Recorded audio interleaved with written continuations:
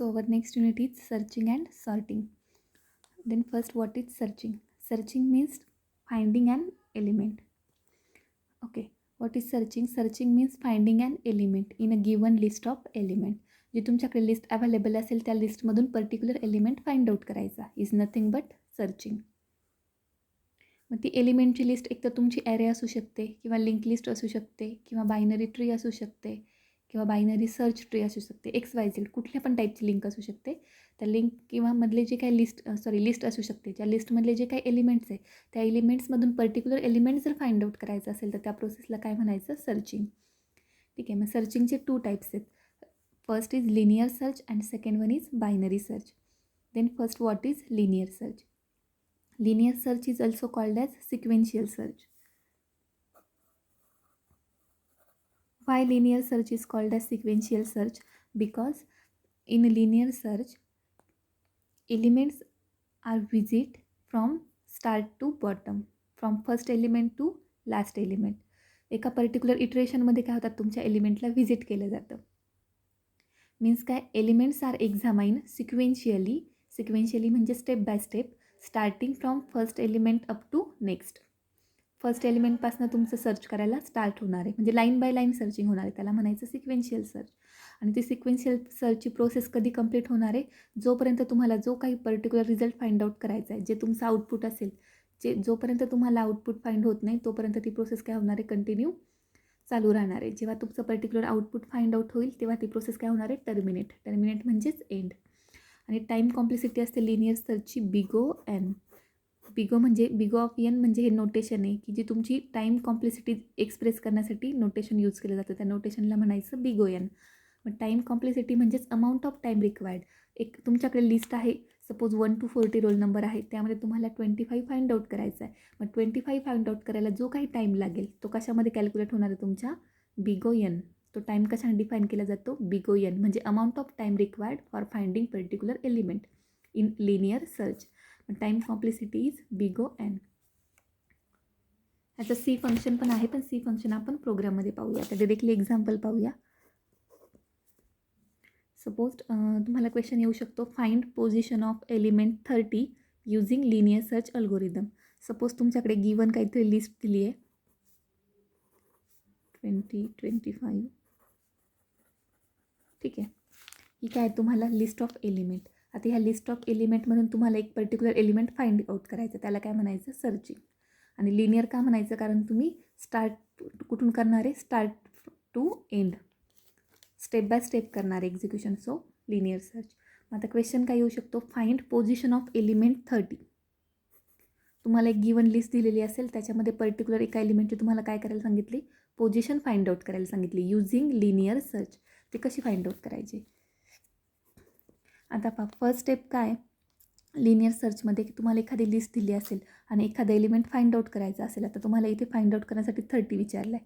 Find out position of element 30ची position find out करायची असेल तर फर्स्ट स्टेप काय की तुम्हाला तो एलिमेंट कन्सिडर काय करायचं आहे? की.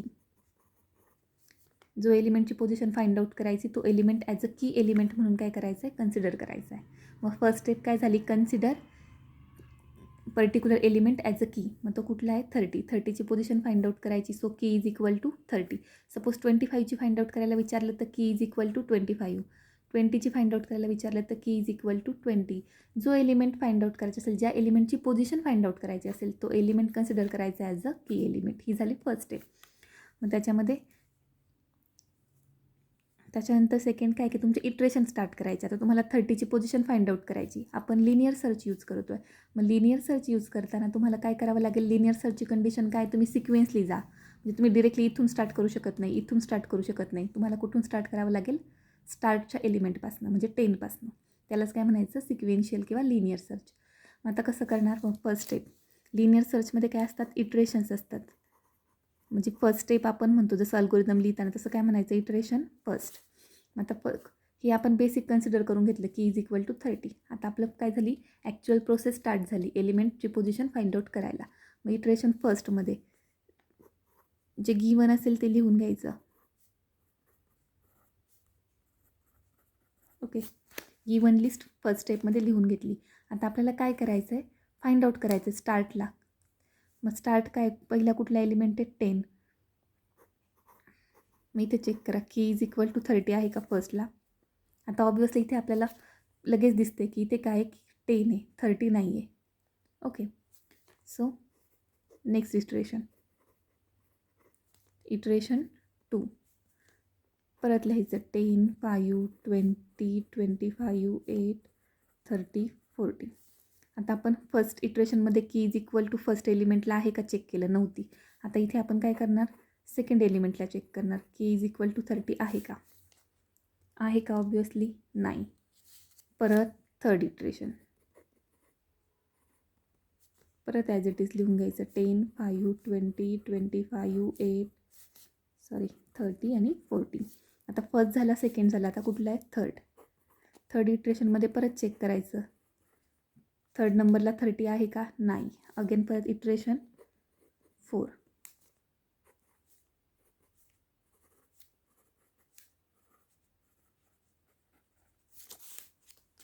आता इथे फोर्थ नंबरला की इज इक्वल टू 30 आहे का नाही. आता तुम्हाला एक्झाममध्ये किंवा एक्सप्लेन जरी करायला विचारलं तरी तुम्हाला असं प्रोसेस स्टेप बाय स्टेप लिहायचं आहे, तरच तुम्हाला आउट ऑफ मार्क्स मिळतील.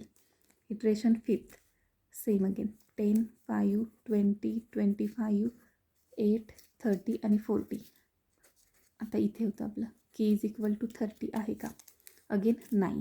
मग परत इटरेशन 6.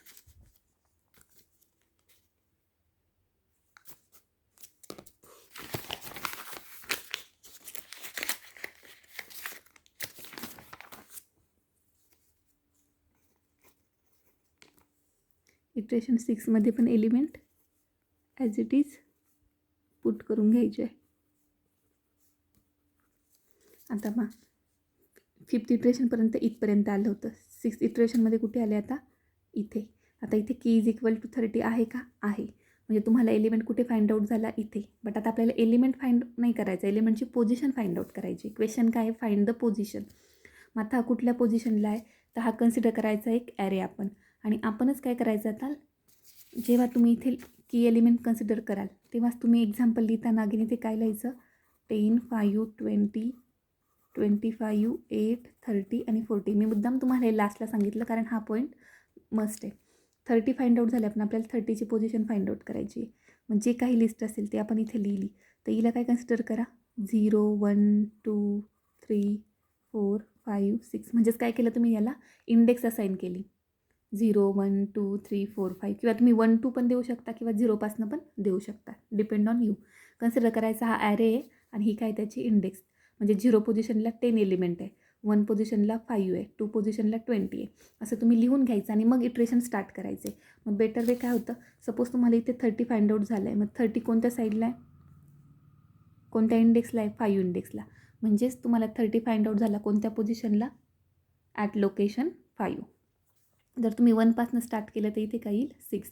मग ॲट लोकेशन 6. 0पासनं स्टार्ट केलं तर 5. 0 पण पासनं करू शकता किंवा 1पासनं पण करू शकता, पण जनरली 0पासनं करायचं. ठीक आहे. मग तुम्हाला राईटला आन्सर काय लिहायचं, therefore element 30 is found at location 5 किंवा 1पासनं घेतलं तर ॲट लोकेशन 6.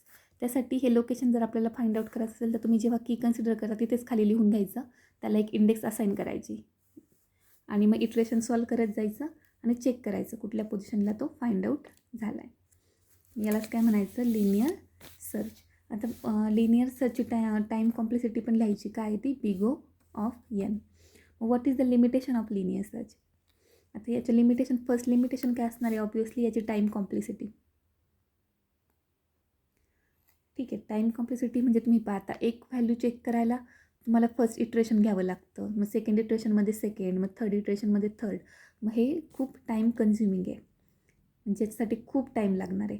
आणि हे पॉसिबल आहे, ठीक आहे 4-5 एलिमेंट याच्यामध्ये स्टोर्ड आहे, सो ही लिनियर सर्च आपण फाइंड आउट करू शकतो. बट जर ही एलिमेंट जर 10 असतील, 15 असतील लिस्ट एलिमेंटची, तर हे टेक्निक पॉसिबल नाही आहे. म्हणजे लॉंग लिस्टसाठी हे टेक्निक पॉसिबल नाही आहे. This is beneficial for only small list.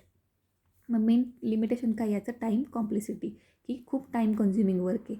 आणि सेकंड लिमिटेशन तुम्ही काय म्हणू शकता, this type of searching technique is not use for long list. Long लिस्टसाठी हे सर्चिंग टेक्निक यूज केलं जाऊ शकत नाही.